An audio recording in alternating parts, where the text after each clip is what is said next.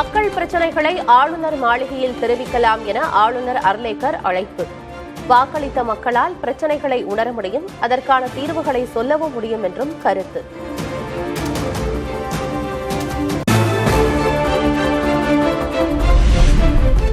ஆளுநர் தேவையில்லாமல் அரசின் நிர்வாக விவகாரங்களில் தலையிடுவது நல்லதல்ல, தனது அதிகார வரம்புக்குள் செயல்பட வேண்டும் என்றும் அமைச்சர் நிர்மல்குமார் பேட்டி.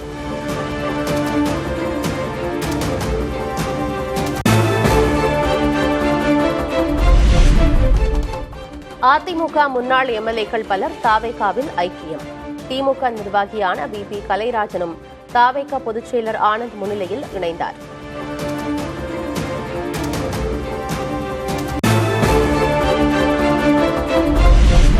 திமுக MP ஜெகத் ரட்சகன் மகன் சந்தீப் ஆனந்த் தாவேகாவில் ஐக்கியம்.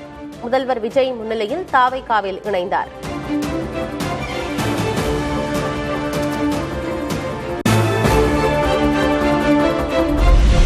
முதல்வராக பதவியேற்ற பிறகு இரண்டாவது முறையாக பனையூரில் உள்ள கட்சி அலுவலகத்திற்கு வந்த விஜய் தாவேகாவில் இணைந்த மாற்றுக் கட்சியினருடன் சந்திப்பு.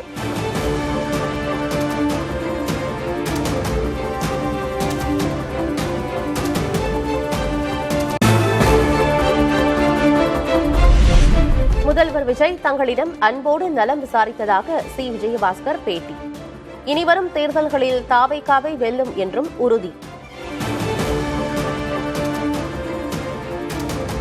மாண்புமிகு முதலமைச்சர் அவர்கள் மிகுந்த அன்போடு, பாசத்தோடு, வாஞ்சையோடு ஒவ்வொருவரையுமாக அழைத்து ஒவ்வொருவரையும் கைகுலுக்கி வாழ்த்துக்களை தெரிவித்து ஒவ்வொருவரிடம் நலம் விசாரித்து அன்பை வெளிப்படுத்தியதில் உண்மையுமே அளப்பற்ற மகிழ்ச்சி.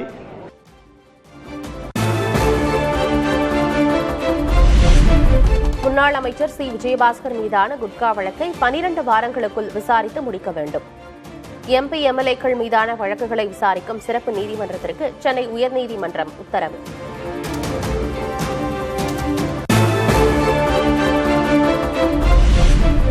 திமுக முன்னாள் அமைச்சர் செந்தில் பாலாஜி அவரது சகோதரர் அசோக்குமாருக்கு சம்மன் வழங்கியது சென்னை காவல்துறை. தாவேகா MLAவிடம் பேரம் பேசியதாக எழுந்த குற்றச்சாட்டில் இருவரும் திங்கட்கிழமை விசாரணைக்கு ஆஜராக சம்மன்.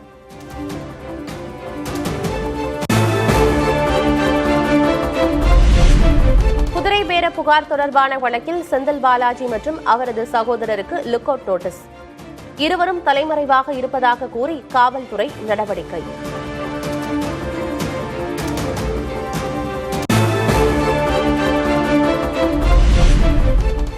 தமிழக ஆளுநருடன் எதிர்க்கட்சியினர் ஒரே நாளில் அடுத்தடுத்து சந்திப்பு. தாவேகா அரசின் செயல்பாடுகள் தொடர்பாக அதிருப்தி தெரிவித்து புகார்.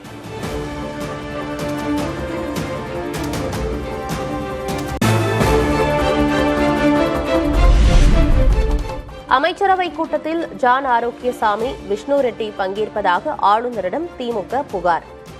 இருவரது ஆலோசனை தேவை என்றால் அமைச்சராக்கி இருக்கலாமே என ஆளுநரை கூறியதாக RS பாரதி பேட்டி.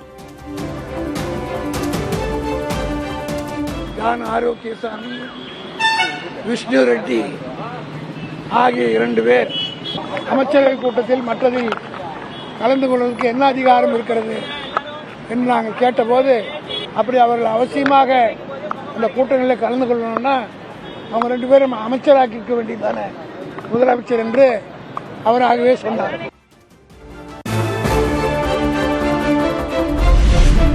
வேப்பனஹள்ளி திமுக MLA சீனிவாசனிடம் 50 கோடி ரூபாய் தருவதாக கூறி தாவேகா குதிரை பேரம் நடத்தியதாக RS பாரதி குற்றச்சாட்டு. ஆளுநர் நடவடிக்கை எடுக்காவிட்டால் நீதிமன்றம் செல்வோம் என்றும் பேட்டி. வேப்பனஹள்ளி தொகுதி ஓசூருக்கு பக்கத்தில் இருக்க தொகுதி, அவர் இளைஞர் சார் புதுசாக வெற்றி பெற்றிருக்கார். ஒரே MLA தான் திமுக சார்பில் ஜெயிச்சிருக்கிற, நீயும் திமுக இங்கே வந்து சேர்ந்துட்டுனா திமுகவை ஒன்றுமே இல்லைன்னு ஆக்கிடலாம். 50 கோடி ரூபாய் தரோம், அதையும் கம்ப்ளைண்ட்டில் யார் யார் பேசினாங்கன்றதெல்லாம் கொடுத்துருக்குறோம்.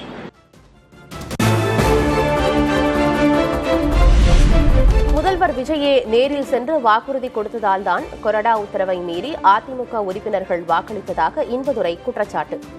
குதிரை பேரத்தை அனுமதிக்க மாட்டேன் என முன்பு கூறிய ஆளுநர் இப்போது அனுமதிப்பதா என்றும் கேள்வி. அதிமுகவினர் தங்கியிருந்த ஒரு இடத்திற்கு முதலமைச்சரே நேரடியா சென்றார். செஞ்சு அவர் உள்ள போய் அவர் சில வாக்குறுதிகளை கொடுத்ததா தெரிய வருது. இப்போ கொறடா கொடுத்த உத்தரவை மீறி 25 பேர் வாக்களித்தாங்க.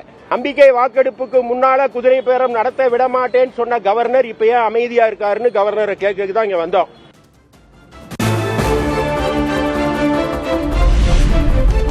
ரகசிய காப்பு பிரமாணத்தை முதல்வர் விஜய் மீறியிருந்தால் தாவேக ஆட்சியை கலைக்க சட்டத்தில் இடம் உள்ளது. ஆளுநரை சந்தித்து புகார் அளித்த பிறகு அதிமுக எம்பி இன்பதுரை பேட்டி. ரகசிய காப்பு பிரமாணம்னு ஒன்னு எடுத்திருக்காங்க அமைச்சர்கள்லாம். அதை மீறுற மாதிரி கேபினெட் மீட்டிங்ல ஒரு 2 பேர் கலந்துகிட்டதா ஒரு கம்ப்ளைண்ட். அப்ப அதுல இல்லாத 2 பேர் கலந்து கொண்டா அது அபிஷியல் சீக்ரெசி ஆக்டுக்கு எதிரானது. அவ்வாறு நடக்கும்போது என்ன ஆகும் அப்படின்னா கான்ஸ்டிடியூஷனல் பிரேக் டவுன். இப்போ அபிஷியல் சீக்ரெசி வெளியே போயிருக்குன்னு சொல்றாங்க. கண்டும் காணாம கவர்னர் இருக்க முடியாது. அவருதான் கான்ஸ்டிடியூஷனல் ஹெட். எனவே அதையும் விசாரிக்கணும்.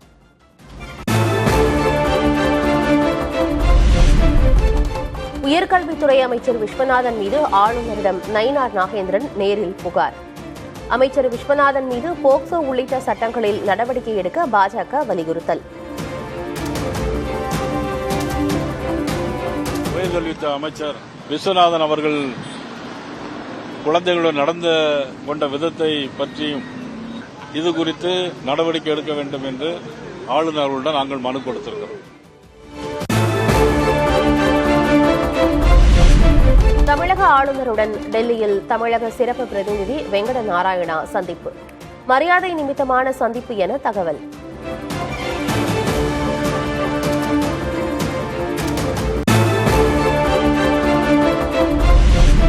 குதிரை பேரம் பற்றி பல்வேறு ஊகங்கள் பரப்பப்படுவது ஆச்சரியமாக உள்ளது. ஆளுநரிடம் திமுக, அதிமுக, பாஜக புகார் அளித்துள்ளது குறித்து தமிழ்நாடு காங்கிரஸ் தலைவர் மாணிக்கம் தாகூர் கருத்து.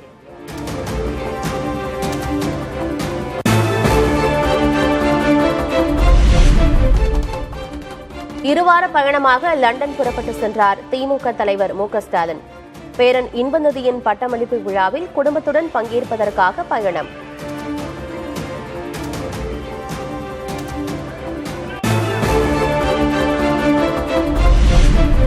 இரண்டாவது நாளாக மாவட்ட நிர்வாகிகளுடன் ஆலோசனை நடத்திய அதிமுக பொதுச் செயலர் எடப்பாடி கே பழனிசாமி. திருவண்ணாமலை மாவட்ட நிர்வாகிகள் ஆலோசனையில் பங்கேற்பு.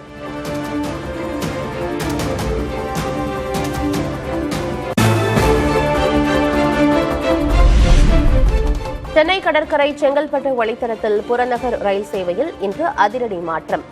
காலை 10:30 மணி முதல் பிற்பகல் 3:30 மணி வரை ரயில்கள் இயங்காது என தெற்கு ரயில்வே அறிவிப்பு.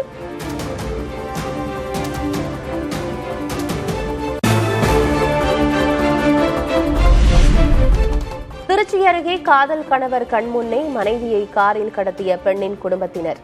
கடத்தப்பட்ட இளம் பெண்ணை 3 மணி நேரத்திற்குள் மீட்ட காவல்துறை.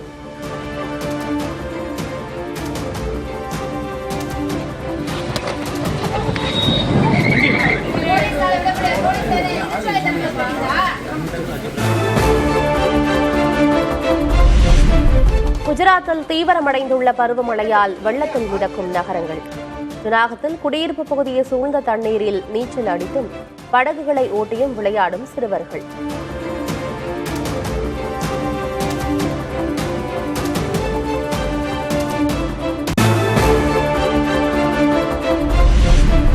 குஜராத்தில் பருவமழை தீவிரமடைந்துள்ளதால் ஆர்ப்பரித்து கொட்டும் சிமர் அருவி.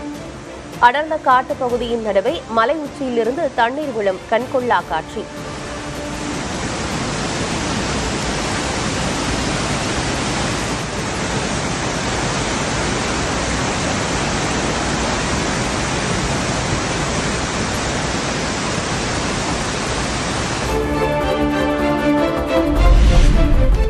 மும்பை மற்றும் சுற்றுவட்டார பகுதிகளில் பலத்த காற்றுடன் கூடிய கனமழை. விக்ராந்த் சர்க்கிள் பகுதியில் மரம் வேரோடு சாய்ந்து விழுந்ததில் கார்கள் உள்ளிட்ட வாகனங்கள் சேதம்.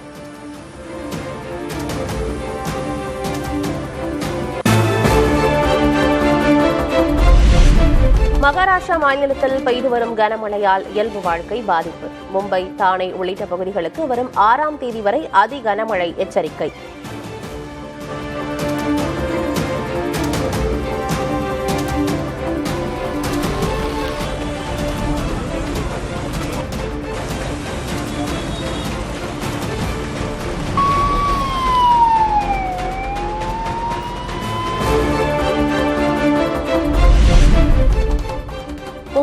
மதுபன் பகுதியில் வெள்ளக்காடான சாலைகள், வாகனங்கள் வெள்ளத்தில் மூழ்கிய காட்சிகள் சமூக வலைதளங்களில் வைரல்.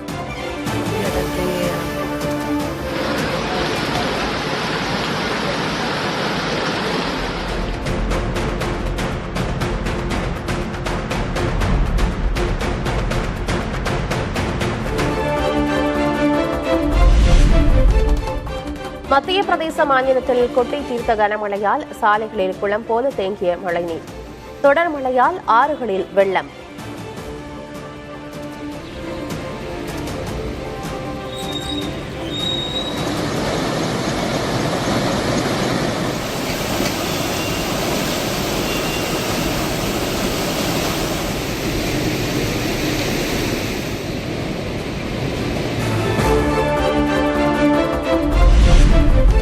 உத்தரப்பிரதேச மாநிலம் மதுராவில் கனமழை, வெள்ளக்காடான சாலைகள், வாகன ஓட்டிகள் அவதி.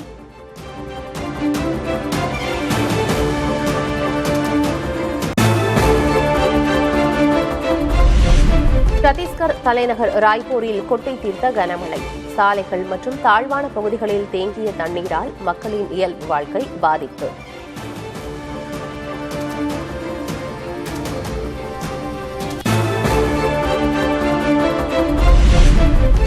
ஜம்மு காஷ்மீரில் திடீரென நீர்மட்டம் உயர்ந்ததால் தவி ஆற்றின் நடுவே சிக்கிய 4 சிறுவர்கள். ஆற்றில் இறங்கி சிறுவர்களை பத்திரமாக மீட்ட காவல்துறை மற்றும் மீட்புப் படையினர்.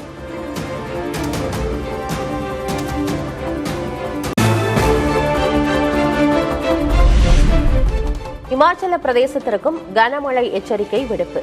வானிலை மாற்றம் காரணமாக பியாஸ் நதி மீது மூடுபனி தவழ்ந்து செல்லும் காட்சி.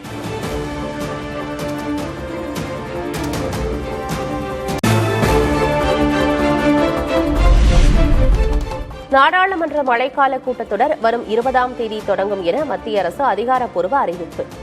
பல முக்கிய மசோதாக்களை நிறைவேற்ற அரசு திட்டமிடும் நிலையில் அயோத்தி நன்கொடை முறைகேடு உள்ளிட்ட விவகாரங்களை எழுப்ப காங்கிரஸ் கட்சி திட்டம்.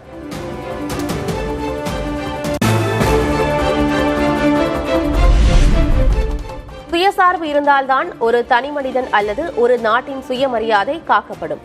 ராஜஸ்தானில் மிகப்பெரிய எண்ணெய் ஆலையை திறந்து வைத்து பிரதமர் மோடி பேச்சு.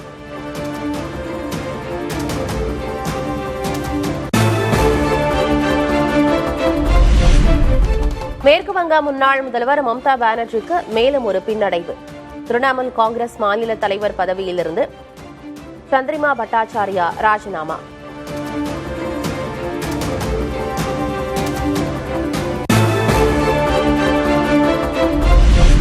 தைரியம் இருந்தால் பாஜகவில் முறைப்படி இணைந்து கொள்ளுங்கள். திரிணாமுல் காங்கிரஸ் அதிருப்தி குழுவினருக்கு மம்தா பானர்ஜி சவால்.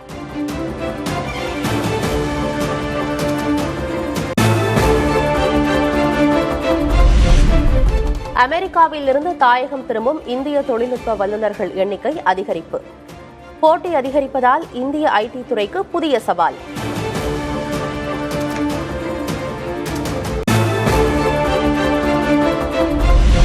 பரோடா வங்கிக்கு ரூபாய் 63 லட்சம் அபராதம் விதித்த ரிசர்வ் வங்கி. வாடிக்கையாளர் தரவுகள் தொடர்பான ஒழுங்குமுறை விதிமீறலால் நடவடிக்கை.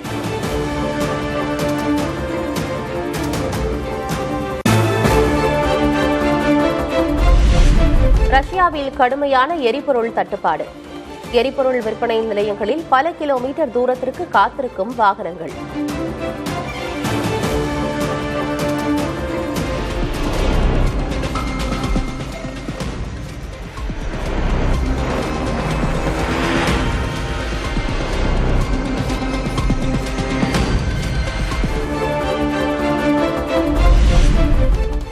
அமெரிக்காவின் 250வது சுதந்திர தின கொண்டாட்டம். வாஷிங்டன் டிசியில் ராணுவ விமானங்களின் கண்கொள்ளா சாகச காட்சி.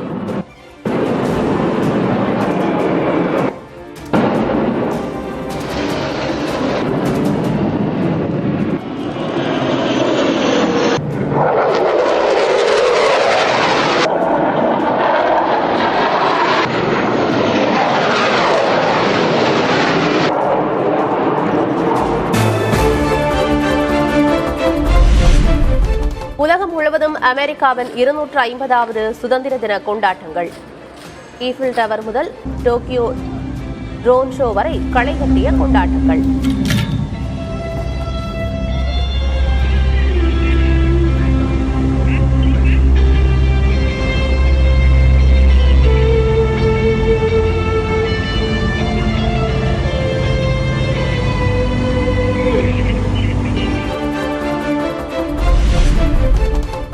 அமெரிக்காவின் 250வது சுதந்திர தின கொண்டாட்டத்தில் பங்கேற்ற இந்திய கடற்படை குழு. நியூயார்க் ஹட்சன் ஆற்றில் நடந்த அணிவகுப்பில் மூவர்ண கொடியுடன் பயணித்த இந்தியாவின் பாய்மர கப்பல்.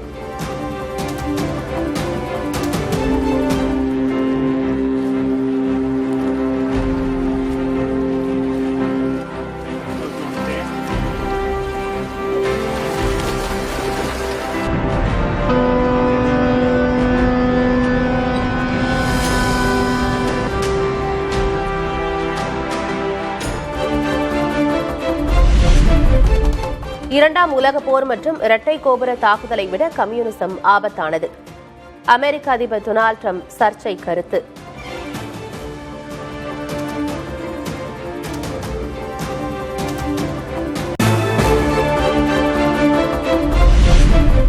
ஈரான் முன்னாள் உயர் தலைவர் காமேனி உடலுக்கு பல்லாயிரக்கணக்கானோர் தொடர்ந்து கண்ணீர் அஞ்சலி. மறைந்த தலைவரை எண்ணி கண்ணீர் வடித்த ஈரான் நாடாளுமன்ற சபாநாயகர் கலிஃபா.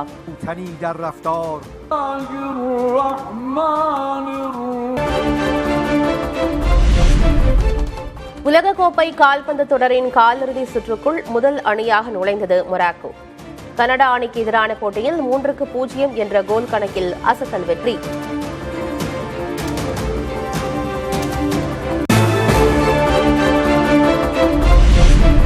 உலகக்கோப்பை கால்பந்து தொடரிலிருந்து வெளியேறியது பராகுவே அணி.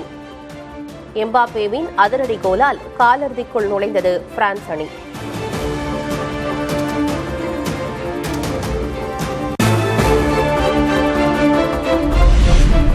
இந்தியாவுக்கு எதிரான T20 கிரிக்கெட் போட்டியில் இங்கிலாந்து அணி 4 விக்கெட் வித்தியாசத்தில் வெற்றி. 5 போட்டிகள் கொண்ட தொடரில் 1-0 என்ற கணக்கில் முன்னிலை.